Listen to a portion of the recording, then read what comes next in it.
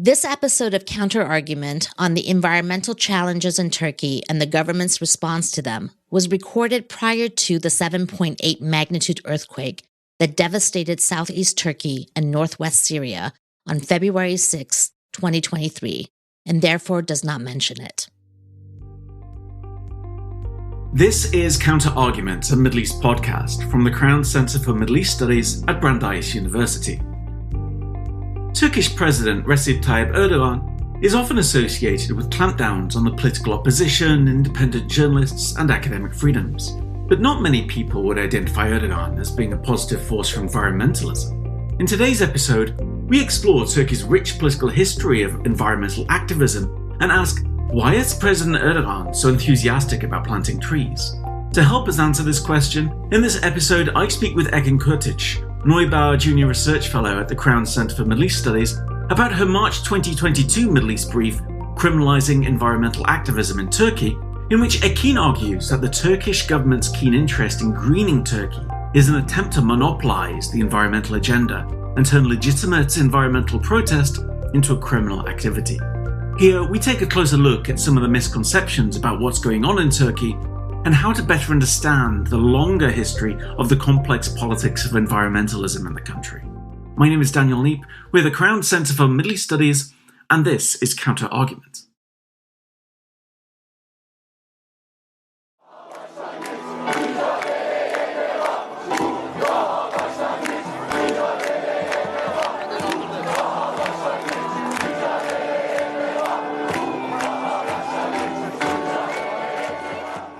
For many observers of Turkish politics, the events of Gezi Park in 2013 and the protest that took place there really seem to have overshadowed Turkish politics for the years that have followed that. Can you remind us what happened in 2013? What were the government plans for the redevelopment of Gezi Park?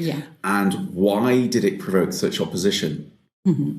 So the plan for the Gezi Park was to convert it from a public green space, which has been at the center of the city of Istanbul, into a hotel and shopping mall complex. So the transformation, the planned and imagined transformation of the space has created a big pushback because it was seen as an important part of a larger social and spatial transformation that was going on already in Istanbul, not only in Istanbul, but in every other city and rural area. But the public protests were more about the urban spaces and green spaces being transformed, being enclosed, encroached, and transformed into something else, and taken from the hands of the public, from the use of the public, and channeled towards privatized and commercialized spaces. And the destruction of especially green spaces was important because in Istanbul, we don't really have that many parks and urban green spaces that are still remaining at the very center of the city. Why is this story still continuing? These days are very, very important in terms of Gezi Park protests and its implications afterwards, continuous implications afterwards. Even 9 years after the Gezi Park movement itself, the court trial has ended and the verdict has created very strong reaction because the court decided a lifetime prison sentence for Osman Kavala, one of the main defendants, who was already in prison for about 4 years. And then 7 other defendants have been sentenced to 18 years in prison. This created a very strong reaction and showed us why and how the Gezi Park movement has been an important moment and process in shaping the Turkish politics still today. The verdict actually shows us that rather than a criminal court case, this is a very political trial in which Erdoğan and his party, Justice and Development Party, is trying to take the revenge of one of the biggest social mobilizations in the history of Turkey, because Gezi Park movement was a very significant moment in which the government faced one of the most critical challenges against its rule, and it was very, very hard for them to contain it and suppress and oppress it. Because it was a mass mobilization, it became a really challenging moment for the government. and for its legitimacy. And did the Gezi Park protesters who occupied the square for several days before they were dispersed by the police, what sections of society were they drawn from? Were they drawn from one particular section of society? Was it a broader coalition? Yes, people who were occupying the Gezi Park and its surroundings for 15 days were coming from so many different backgrounds and groups of society. There were, of course, environmental activists. There were urban planners. There were also, totally unrelated people who were previously not really active in environmental politics. It, of course, started with the removal of the trees in the park, in the transformation process of the park, but it very quickly enlarged to encompass all sorts of different groups and people coming there to give voice to their dissent and disagreement with governmental politics in Turkey. Yeah, and it's interesting because in your brief you talk about how this destruction of green space in Turkey is even more surprising because the Erdoğan regime, the Erdoğan government, presents itself as a caretaker of nature. Erdoğan himself has been a vocal advocate of planting trees in Turkey. He presents himself as an environmentalist, which is not something people outside Turkey necessarily associate with this president. Can you talk a little bit about that? Can you tell us, is Erdoğan really passionate about planting trees, or are there ulterior motives to his passion for the environment? Claims of being the single and the most important environmentalist in the country has been the claim of Erdoğan's regime since its early days, actually. Since early 2000s, President Erdoğan, in many public events and declarations, have presented himself and his government as an environmentalist government. And the National Tree Planting Day, festivals and other schemes and events have been really important aspects of this self-proclaimed greenness in Turkey. And in the brief, I argue that we cannot see these claims and practices of greening on the hands of the government without its link to the criminalization of environmental activism in Turkey. So rather than questioning to what extent Erdoğan's greening claims are real or false, in the brief, I explore its impacts on the ground for environmental activism in Turkey. And I show through many examples that his idea and practice of embracing environmentalism is actually a response to the rising environmental mobilization in the country. And it's a response that comes from his defensive maneuver. In doing so, he is actually presenting himself as the real apolitical environmentalist versus those quote-unquote environmentalists who, according to Erdoğan, have other vicious political aims, such as overthrowing the government. So this is by embracing greening efforts, claims and practices. There are, in, for example, national tree planting festivals, millions of saplings have been planted. But at the same time, in those events, his speech, for example, all the time has referred to those in the Gezi Park, those who are actually challenging our government based on environmentalist claims are actually vicious people who are forging these claims with different political agenda in mind. So he is showing by mass tree planting mobilization campaigns, he is trying to show that real environmentalism looks like his way of doing things on the ground. And if other people, environmental activists, are challenging his government, then it means that they are doing so for different reasons rather than defending environmentalism, defending nature in the country. In fact, in his response to Gezi Park movement, he addressed the activists saying that if you have concerns about environment in the country, you should come to talk to me because you already have the most environmentalist president or prime minister in the country. So any other form of activism in name of protection of nature then becomes a delegitimized and criminalized activity, especially because of the fact that he himself and his government are actually represented as the owners of environmentalism.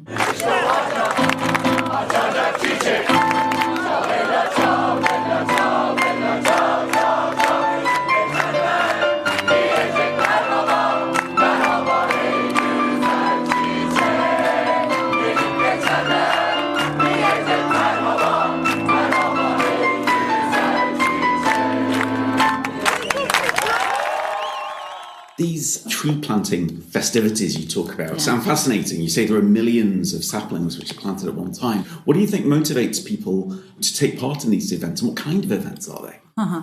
So these national tree planting days have been celebrated since 2019 officially.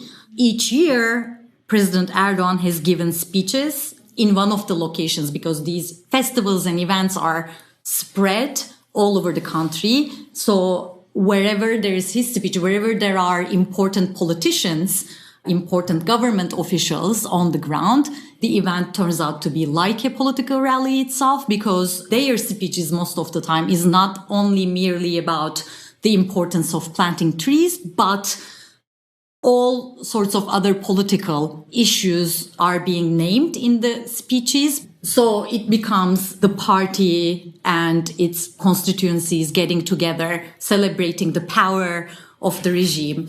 Also, ordinary people, not necessarily hardcore constituency of the party, are joining the events too. Because, tying this back to one of the important sections of the brief, because of the fact that tree planting as a symbol of nationalism, national pride, has a larger and broader historical background in the country. And this has not been the case only for AKP supporters or their hardcore constituencies. This has been the case for many other ordinary citizens who actually believe in the fact that tree planting is an important part of a national practice of building a modern nation state which has a green nature.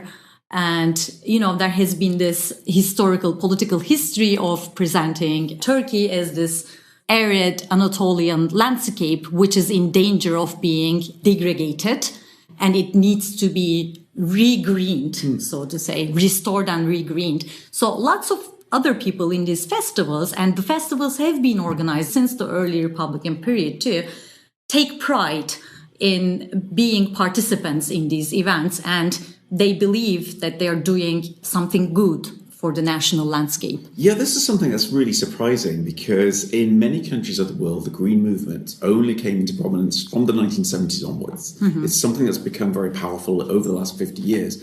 But as you mentioned, in Turkey, the movement to encourage the planting of trees actually goes back to the early days of the Republic, to the 1920s. So it's much more deeply rooted within Turkish politics and Turkish society. Can we call it an environmental movement in the 20s and 30s? And if so, what were the characteristics of it back then? Why was it so important for Turkish politics at such an early point? It actually goes back to late Ottoman period and definitely embraced by the new Republican regime in the early 20s and 30s onwards. I think we cannot necessarily call it as environmental mobilization and movement, because it wasn't necessarily a social movement coming from bottom up. It was rather a political project carried out by the elites of the country in building a nation state, which was associated with modernization, civilization, and etc. And that association of nature and the population, a very intimate connection, it seems, back then. Yes, definitely. It was also very politically charged, because it was assumed to be a defining character of what a proper Turkish person looked like and what a proper Turkish person's relationship to nature looked like. How did they talk about that? What did they say the Turks' relationship to nature should be like? Yeah, it was forestry, for example. Tree planting was from the beginning a key aspect of it. In the, for example, Economic Pact of the Izmir Conference, there were articles that stated that the Turk loved its forestry and makes all the efforts to develop the greenery of the country. Or there were other articles that said the Turk abstains from disease and from microbes and keeps his or her environment clean and neat, or the Turk develops the best animal species and takes care of their animal. So this was from the beginning a very ethnically charged, of course, politically charged project of seeing the green nature and the forestry as the ultimate perfect imaginary of the landscape, which was associated with modernity and civilization and ethnically homogeneous Turkish identity. So this sounds much more like a nationalist project than an environmentalist project. Mm-hmm. It's about creating, managing and preserving nature, not for its own sake, but for the sake of creating the perfect Turkish citizen. I would say all the environmental projects are political all the time. So the environmental movement coming from bottom up has its own political aims too. We cannot really think of ecology as a separate domain of social life from politics or economy and etc. So all of them are, of course, connected. That's why the current government's claim about being the apolitical real environmentalist is entirely problematic, because even that claim, being apolitical environmentalist, is a political statement, of course. Yeah. So it was a nationalist environmentalist project. Its politics was nationalistic. So then there are other moments of environmental mobilization and movement in Turkey, which has had different political aims and discourses and frameworks. And there are other examples of Turkish governments using the language of environmentalism in order to promote policies which we might not necessarily think of today as being deeply environmental. You talk about the building of dams in the 1950s as part of the big modernization projects. Now we're much more aware of the environmental consequences of dams and other major infrastructure projects. But in the 1950s, they seem to be promoted as part of managing nature and conserving nature, so following the footsteps. How does that work? How can they promote such big, major projects with all the displacement that goes along with them as being consistent with an environmental agenda? Yes, I think this applies to many other parts of the world, but especially has a specific context in Turkey.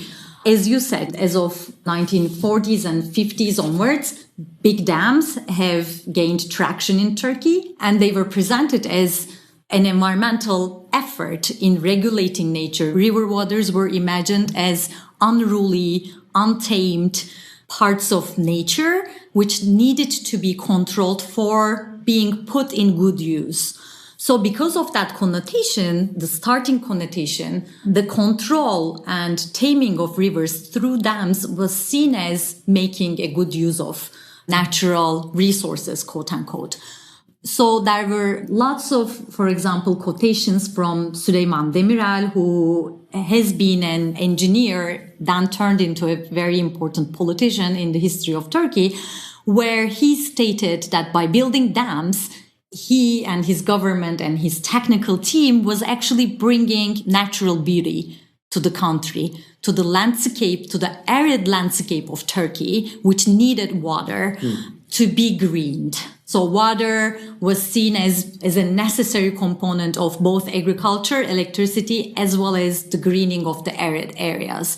So rather than talking about the social and economic and environmental costs of dams, the promotion of these large infrastructures were in alignment with lots of different aspects of environmental protection and conservation as well. At the same time, another interesting conversion between large infrastructure projects like dams and environmental conservation is that by building dams, the state officials, the state engineers were claiming to controlling the upper watersheds of the rivers as well. In one of his speeches addressing the engineers of state hydraulic works, for example, Süleyman Demirel mentioned that the dam engineers should take care of the forests around the dams because the forests protect the soil and prevent erosion and sedimentation in dam reservoirs. So he actually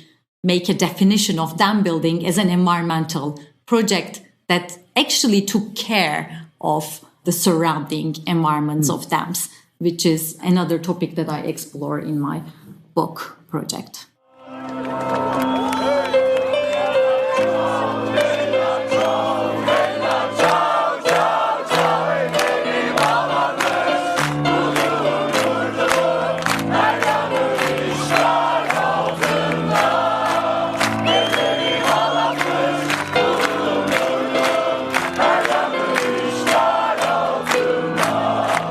The anti-mining protests that took place at Bergama in the 1990s seem really to have launched the environmental protest movement in Turkey. It seems to have been a foundational event for many activists and brought a public awareness of environmental issues.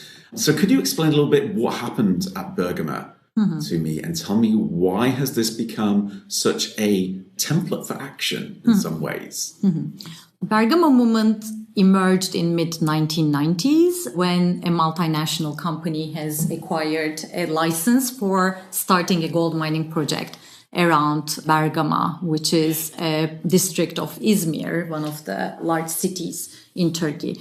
So gold mining project was planned around especially 3 villages whose livelihood was based on cotton, olive, and other agricultural production. That created an important backlash because the villagers were in alliance with urban activists, especially around Izmir. They were also in alliance with dissenting scientists and experts who knew the details, the technical and environmental details of extraction, and were having meetings after meetings with the villagers about the risks associated with gold mining. Before the Bergama movement, there was also Gökova anti-coal power plant movement, again in the Aegean region in mid-1980s. And that movement was one of the also very first environmental grassroots mobilizations in the country. The specificity of that movement was that it was more urban-based activism, whereas in Bergama, the villagers, the rural actors were really in forefront of the movement. The villagers have organized occupation of gold mining, for example, have also marched to Ankara, to the capital city of the country. They have gone to Istanbul to make a protest over the bridge, over the Bosphorus. So all of those different aspects of getting organized and mobilized really created sympathy and visibility nationwide. Often we assume that these connections are erased by the pace of modernization, that people go to the cities, become urban, and sever their ties with the places they came from. But in Turkey, it sounds to be a very different constellation. Yes, and most of the time, maybe from an outsider perspective, one might think that the connection is built from the city towards the countryside, also because of the modernist social imaginaries that we have been loaded with. We might tend to think that it's the urban activists reaching out to the countryside, teaching them how to get mobilized and, providing them some tools for activism, so on and so forth, which is actually not the case. There is this aspect of rural out-migration, which creates this population in the cities that are still somehow connected to their village background, but living in the cities. Most of the time, it's part of the political strategy of the rural movements to get in touch with the people who migrated from their villages to the cities and get them mobilized to push their political agenda forward. I think it would make justice to this city-rural connections when we see them much more complicated, not merely from the city to the rural or from the rural to the city, but it's always like a flow of connections, both sides. Many urban environmental activists are deeply connected to villagers and rural populations who are also fighting for environmental and socioeconomic rights. So these movements are connected deeply, and we see it in forms of also resources taken out of the rural landscapes and channeled towards the city as well. People see that connection, which means that these out-migration flows actually allow political grievances from the countryside to echo in the city space and resonate much more widely.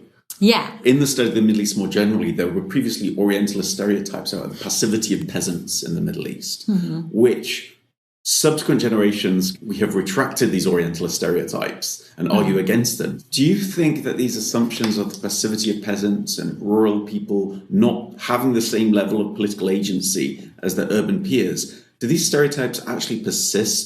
Definitely. And we see the reproduction of that stereotype in activism as well. Even though we have been talking about the importance of rural activism in Turkey in setting the stage for larger environmental mobilization in the country, still within many political movements and among activists or analysts, peasants continue to be dismissed as this suppressed population who is inclined to accept the conditions and not perform dissent, or their ways of mobilization is still being dismissed as not political enough.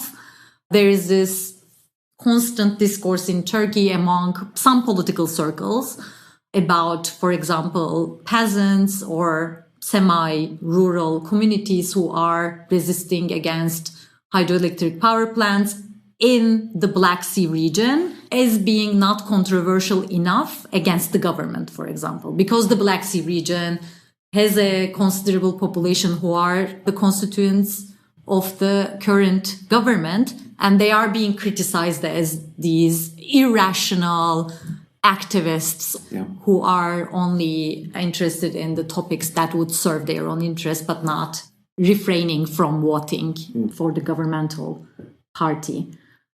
Environmental issues seem to have an unusual ability to mobilize people, even mobilize people who aren't political, because when your olive trees are destroyed in your village, or when your square is at risk in your town, then it's easy to get people to mobilize around local issues and become political.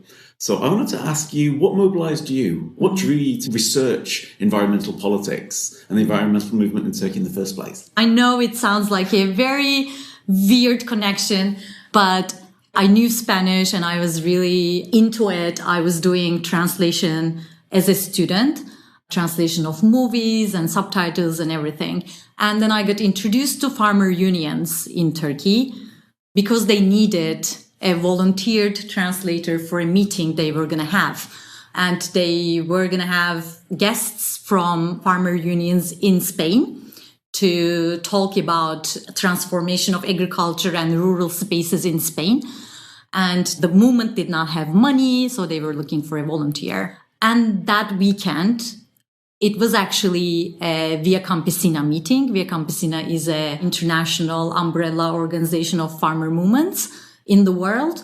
So that weekend, the meeting turned out to be a Via Campesina meeting where rural activists and organizers from different parts of the world talked about the importance of food sovereignty, the importance of agroecology, what was going on in rural landscapes and their environments. And all the topics that were talked about really stood out to me. It started with an interest in working about rural transformation in Turkey, because Turkey has a substantial population of small-scale agriculture, which is still, to a certain extent, non-industrialized, compared to, of course, other countries in the world. And the protection of peasants and small-scale farmers' rights has become more and more important to me personally as well. And at that moment, the farmer unions was also a participant in the larger movement of anti-hydroelectricity power plants in the country. So they were not only working on agriculture and food issues, but also they were seeing the environment, its destruction, its commodification as a significant part of their movement. You've been listening to Counter Argument, a Middle East podcast from the Crown Centre for Middle East Studies at Brandeis University. Please join us next time for more insights into the region's politics, history, society, and economics.